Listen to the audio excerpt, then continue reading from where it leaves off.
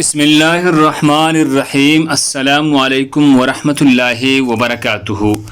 ناظرین گرامی، 4 غلام آزاد کرنے کی برابر اجر۔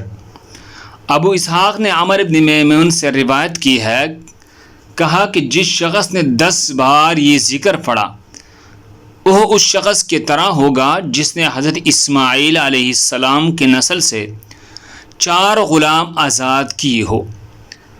او ذکر مبارک یہ ہے: لا الہ الا اللہ وحدہ لا شریک لہ، لہ الملک ولہ الحمد وہو علی کل شیء قدیر۔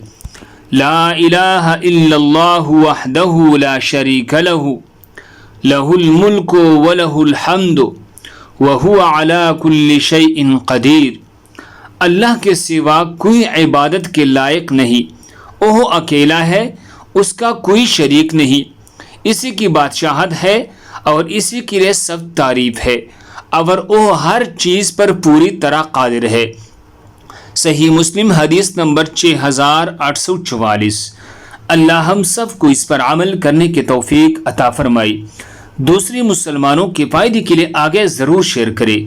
جزاکم اللہ۔